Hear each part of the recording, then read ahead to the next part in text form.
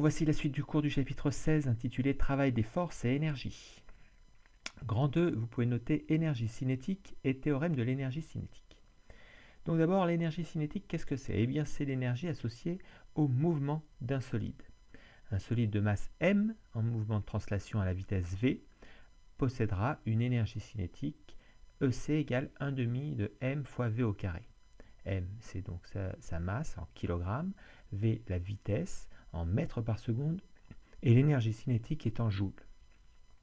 Donc, si on prend par exemple le cas d'un mouvement accéléré, au cours de ce mouvement, la vitesse de déplacement augmente, et donc l'énergie cinétique, vous voyez, va augmenter aussi, puisqu'elle varie en fonction du carré de cette vitesse. Vous pouvez remarquer qu'elle varie, qu'elle est proportionnelle aussi à la masse. Alors, ensuite, passons au théorème de l'énergie cinétique. Donc, le théorème de l'énergie cinétique s'énonce de la manière suivante. La somme des travaux des forces s'appliquant sur un solide au cours d'un déplacement entre deux points A et B est égale à la variation d'énergie cinétique du solide. Voilà. Donc, on s'intéresse aux travaux des forces le long d'un déplacement et on dit que la somme de ces travaux est égale à la variation d'énergie cinétique 1 demi de mvb carré moins 1 demi de mva carré. Passons à présent à l'énergie potentielle. Donc, grand 3, énergie potentielle. On peut mettre un S à énergie potentielle puisqu'on va voir qu'il y en a deux formes. Donc, l'énergie potentielle, qu'est-ce que c'est? Eh bien, c'est une énergie qui ne dépend pas du mouvement d'un solide, à la différence bien sûr de l'énergie cinétique. Mais l'énergie potentielle dépend uniquement de la position du solide. Donc, on va distinguer deux formes d'énergie potentielle. L'énergie potentielle de pesanteur, EPP, et l'énergie potentielle élastique, EPE. Voyons pour commencer donc l'énergie potentielle de pesanteur. Alors, cette énergie potentielle de pesanteur, EPP, est l'énergie que possède un corps de par sa position dans le champ de pesanteur terrestre. Cette énergie potentielle de pesanteur peut s'écrire sous la forme m fois g fois h, avec m la masse du corps en question, en kilogrammes, g l'accélération de la pesanteur en mètres secondes moins 2, généralement on prendra 9,8 ou 10 mètres secondes moins 2, et h, eh bien, c'est l'altitude à laquelle le corps se trouve. Remarque, cette énergie potentielle de pesanteur est choisie égale à 0 au niveau du sol, puisque son altitude, on va la considérer comme étant égale à 0, même si on n'est pas au niveau de la mer. Et lorsque l'altitude augmente, eh bien l'énergie potentielle de pesanteur, bien sûr, augmente.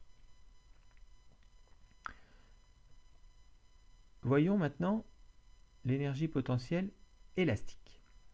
Donc l'énergie potentielle élastique, EPE, est l'énergie que possède un ressort lorsqu'il est allongé ou comprimé. Donc c'est un cas très particulier, il faut qu'on ait un ressort. Dans ce cas-là, l'énergie potentielle élastique s'écrit 1 demi fois K fois X au carré. K, c'est la constante de raideur du ressort, en newton mètre moins 1, et X, c'est l'allongement du ressort, c'est-à-dire la différence entre la longueur du ressort et sa longueur au repos, la longueur initiale qu'on peut noter L0. Une remarque, au repos, eh bien, l'énergie potentielle élastique est égale à 0, puisque eh bien, l'allongement du ressort est nul.